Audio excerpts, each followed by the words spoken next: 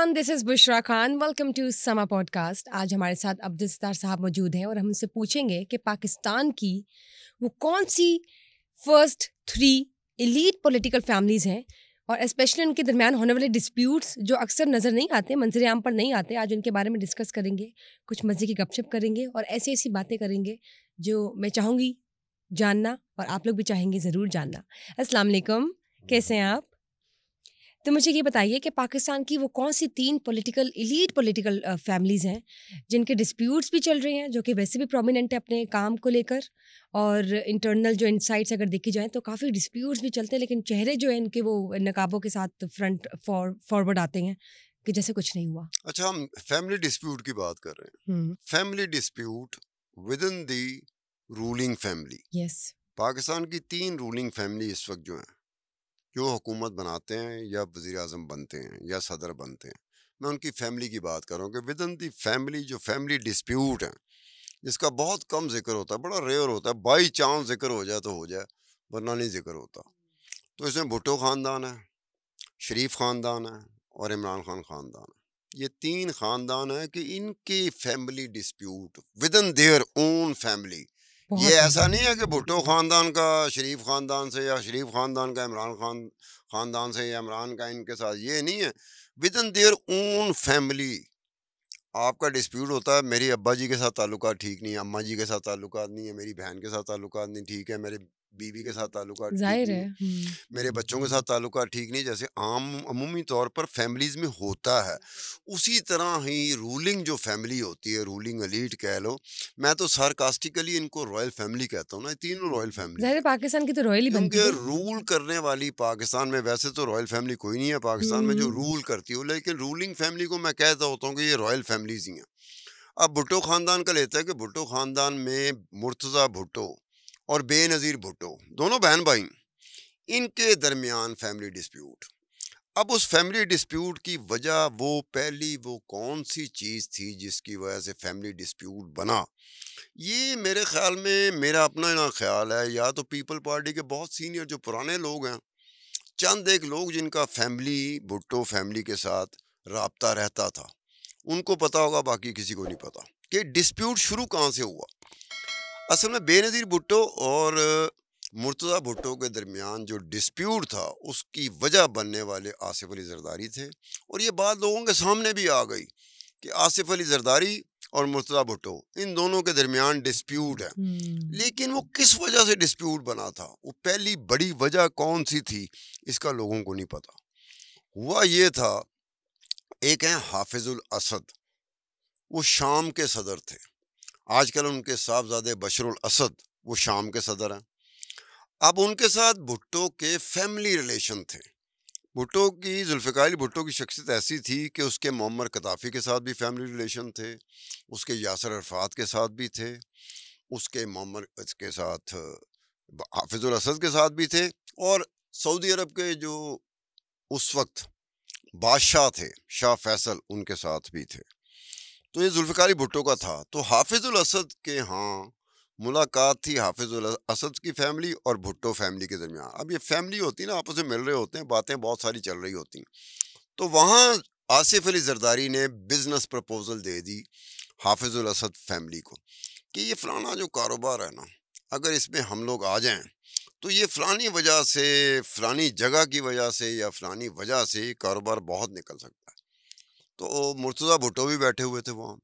मुर्तज़ा भुट्टो गुस्से में आ गए। उन्होंने कहा कि जनाब, यहाँ पर फैमिली आपस में बैठी है, 100 तरह की गपशप हो रही है, ये भी रूलिंग फैमिली है, हम भी रूलिंग फैमिली रहे हैं, तो यहाँ पे ये बिजनेस प्रपोजल कहाँ से आ गई। तो इस पे मुर्तज़ा भुट्टो को गुस्सा चढ़ा। अब वो बात थोड़ी ऐसी थी जिसकी वजह से दोनों में थोड़ी सी बहुत हो गई, लेकिन बेनज़ीर भुट्टो ने फिर कोशिश की कि भाई इस एक वक्त में, जब हाफिजुल असद के घर बैठे हुए हैं, तो इस एक वक्त में इस बात को पीछे रख दो, क्योंकि बेनज़ीर भुट्टो के दाएं तरफ उसका खामन शौहर था आसिफ अली हुँ। जरदारी, बाएं जानब उसका भाई था, सगा भाई मुर्तज़ा भुट्टो। तो बेनज़ीर को वैसे भी इस चीज़ से तकलीफ होती थी कि मेरा भाई और मेरा शौहर ये आपस में हों। वो खैर उनका सिलसिला दोनों का चलता रहा। तो वजह जो पहली थी वो ये थी, हाफिजुल असद के साथ, फैमिली के साथ बातचीत करते हुए ये बिजनेस प्रपोजल वो आसिफ अली जरदारी लेके आए थे। उसके बाद आसिफ अली जरदारी साहब और मुर्तज़ा भुट्टो के दरमियान कई दफ़ा ऐसी बात हुई कि मुर्तज़ा भुट्टो को जो जुमले इस्तेमाल करते थे, जो फ़िक्रे इस्तेमाल करते थे, जो लफ्ज़ इस्तेमाल करते थे आसिफ अली जरदारी के मुतल्लिक, हम्म। वो ज़रा कोई बहुत ही ज़्यादा गुस्से में नहीं होता बंदा, वो वैसे बात करता है। आसिफ अली जरदारी से जब बात होती थी, जब मीडिया पूछता था कि जी मुर्तज़ा भुट्टो, तो वो आसिफ अली जरदारी अक्सर ये कहा करते थे कि सारी दुनिया एक तरफ, जोड़ू का भाई एक तरफ। वो इस तरह करके बात को वो कर देते थे। अब वो मुर्तज़ा भुट्टो और बेनज़ीर भुट्टो के दरमियान डिस्प्यूट यहाँ तक चला कि दोनों एक दूसरे के खिलाफ इलेक्शन में खड़े हो गए। तो ये मोहतरमा नुसरत भुट्टो, जो कि मुर्तज़ा भुट्टो और बेनज़ीर भुट्टो की अम्मा थी, तो उन्होंने जाकर समझाया बेनज़ीर भुट्टो को कि इस फलाने हलके से तू पीपल्स पार्टी का उम्मीदवार निकाल दे, वरना तेरा भाई हार जाएगा। तेरा भाई नहीं हारेगा, जुल्फ़िकार अली भुट्टो का बेटा हार जाएगा, मेरा बेटा हार जाएगा, तेरा भाई हार जाएगा। तू अपना पीपल पार्टी का कैंडिडेट विड्रॉ कर। अब उसके बाद जो मुर्तज़ा भुट्टो का जो मर्डर है, वो बिल्कुल सेपरेट है। उसमें मैंने किसी और वक्त में जाके कहना कि मुर्तज़ा भुट्टो के मर्डर में वो बात जो दस्तावेजाती सबूत के ज़रिए बात कर सकते हैं। ये नहीं कि हेर से आपने ज़म्पशन कर लिया, अज़्यूम कर लिया, प्रिज़्यूम कर लिया। बिल्कुल। हमारे यहाँ पाकिस्तान में इस नहीं, तरह नहीं आप तो होता है। ज़ाहिर है क्रेडिबल न्यूज़ ही लेकर आते हैं, तो तो बात तो ये होगी है इस कि पे ये भी। मुर्तज़ा भुट्टो और आसिफ अली जरदारी के दरमियान जब ये डिस्प्यूट शुरू हुआ, उसकी सबसे बड़ी वजह ये थी कि हाफिज़ुल असद के घर बैठे हुए फैमिली का है, और वहाँ पे बिज़नेस प्रपोज़ल आसिफ अली जरदारी की तरफ से जाना, जिसको मुर्तज़ा भुट्टो ने मुनासिब नहीं समझा, और उन्होंने उससे अपने बहनोई को उसी वक्त कॉल दे दी थी। अब वो कॉल को कुछ भी कॉल कह लो, सबके मौजूदगी में, कि ये क्या बात कर रहे हैं, फैमिली आपस में मिल रही है, 200 बातें हो रही हैं, आप बीच में बिज़नेस प्रपोज़ल लेके आ रहे हो। तो दैट वाज़ द रीज़न। अब आप जाएँगी कि हाँ, अब चलिए नवाज़ शरीफ के बारे में बात करते हैं कि आखिर ये जो फैमिली डिस्प्यूट्स अब तक सामने भी आ रहे हैं, काफ़ी कुछ तो सामने भी आ जाता है और हमें कुछ मालूमात भी है इस बारे में। तो ये सबसे पहले तो मैं जानना चाहूँगी ना, ये मरियम नवाज़ और हमज़ा शहबाज शरीफ कज़न्स भी हैं, एक ताल्लुक है। लेकिन ये जो डिस्प्यूट है ये बहुत संगीन है। पहले ये ज़हन में रख लो, नवाज़ शरीफ और उनकी साहबज़ादी मरियम नवाज़, तबीयत, मिजाज और तर्ज़ सियासत इनका, ये दोनों बाप बेटी का। और दूसरी तरफ रख लें शहबाज शरीफ और उनका बेटा हमजा शहबाज, उनका मिजाज, तबीयत और तर्ज सियासत ज़मीन आसमान का फ़र्क है। पहला डिस्प्यूट तो ये पड़ जाता है। अमूमी तौर पे सुनने में ना ये टर्म इस्तेमाल होती थी, मीडिया टर्म इस्तेमाल करता था। वो पहले प्रिंट मीडिया होता था, बाद में इलेक्ट्रॉनिक मीडिया भी आ गया, टीवी भी आ गए। पहले हम प्रिंट मीडिया में काम करते थे, फिर बाद में हम इलेक्ट्रॉनिक मीडिया में आ गए, एंकर बन गए। एक टर्म इस्तेमाल होती थी, गुड कॉप बैड कॉप। हुँ, वो नवाज शरीफ और शहबाज शरीफ के लिए इस्तेमाल होती थी कि एक ही खानदान में गुड कॉप और बैड कॉप है। वहाँ एक वक्त में ये मैनेज कंपैरिज़न किया करता है, जाता था। दूसरे वक्त में ये मैनेज करता है। लेकिन ये डिस्प्यूट जो है ना, ये कोई नरम तबीयत का डिस्प्यूट नहीं है। यानी कि आज तक वो जो मटीरियलाइज जिसे कहते हैं ना लोग, मटीरियलाइज नहीं हुआ, क्योंकि मटीरियलाइज होने में दोनों को नुकसान होगा। नून लीग का, मुस्लिम लीग नून का vote bank is revolving around, every time revolving around Nawaz Sharif, not revolving around Shahbaz Sharif. ये मुस्लिम लीग नून का वोट बैंक नवाज शरीफ का वोट बैंक है, शहबाज शरीफ का नहीं है। नवाज शरीफ भी इस बात को जानता है, शहबाज शरीफ भी जानता है कि यहाँ तक बात होती थी कि अगर नवाज शरीफ चाहे, शहबाज शरीफ इलेक्शन लड़ रहा है और नवाज शरीफ ने अपना मुस्लिम लीग नून का कैंडिडेट, नुमाइंदा, उम्मीदवार खड़ा कर दिया शहबाज शरीफ के अगेंस्ट, तो वो जीत सकता है, शहबाज शरीफ हार जाएगा। अब ये दोनों को पता है, और दोनों ने अब तक कितने साल हो गए हैं, 2 दफ़ा मियाँ नवाज शरीफ साहब चीफ मिनिस्टर पंजाब बने, 1 दफ़ा care taker chief minister Punjab बने मियाँ नवाज शरीफ, उसके बाद 3 दफ़ा प्राइम मिनिस्टर बने मियाँ नवाज शरीफ, और शहबाज शरीफ साहब 3 मरतबा चीफ मिनिस्टर पंजाब और 1 मरतबा प्राइम मिनिस्टर पाकिस्तान बने।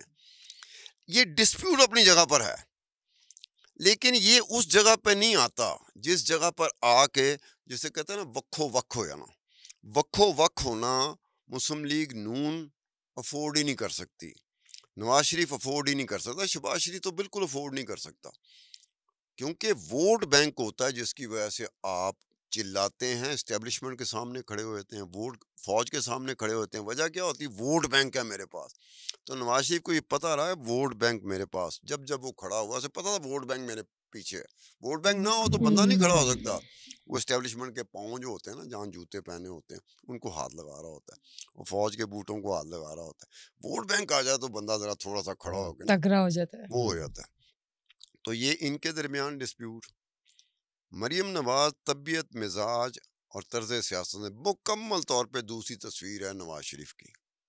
हमजा शहबाज तबीयत, मिजाज और तर्ज सियासत में मुकम्मल तौर पे दूसरी तस्वीर है शहबाज शरीफ की। लेकिन ये दोनों का तजाद जो तबीयत, मिजाज और तर्ज सियासत का है, बात तो ये है ये ना, हमेशा रहेगा ऐसे। अब वो कौन सा ऐसा वक्त होगा जिसमें ये चीज पलटा खा जाए? कभी ऐसा हुआ है कि नहीं, लाइक माइंडेड ऐसी ये नहीं रहा है? है, मतलब कोई ऐसा फैमिली में ऐसी चीजें रही हैं जिसमें शहबाज शरीफ साहब गुस्से में आ गए और अपने भाई की वजह से गुस्से में आए, और भाई ने, नवाज शरीफ ने झाड़ पिलाई तो झाग की तरह बैठ गए शहबाज शरीफ साहब। अगर नवाज शरीफ किसी और वजह से शहबाज शरीफ की तरफ ना देख रहे हो, किसी और की तरफ देख रहे हो, लेकिन नज़र उनकी शहबाज शरीफ पे पड़ जाए और 30 सेकंड नज़र रह जाए ना शहबाज शरीफ पर, नवाज शरीफ साहब की, तो शहबाज शरीफ को पसीना आ सकता है। ये है सूरत हाल।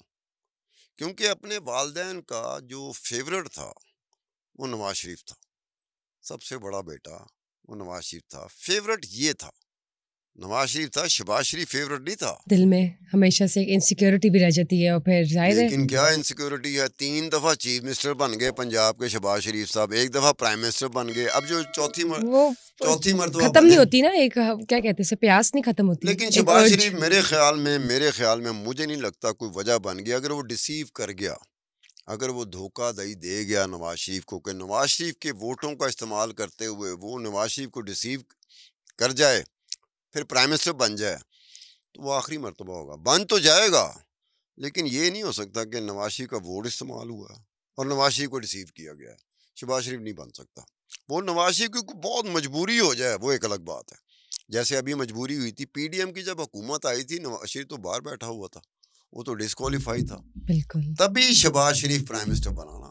अगर इसको मौका नवाज मिल गया शरीफ भाई। मुल्क में होता तो चाहे वो पीडीएम कभी की नहीं बन हुकूमत सकता था, तो वो वो नहीं नहीं बन बन सकता। सकता वो था। बड़े आराम से, बल्कि उसने प्रपोज करना था शहबाज शरीफ ने कि ये बड़े भाई हैं, इन्हीं को देखा देखा जाए और तावन किया जाए।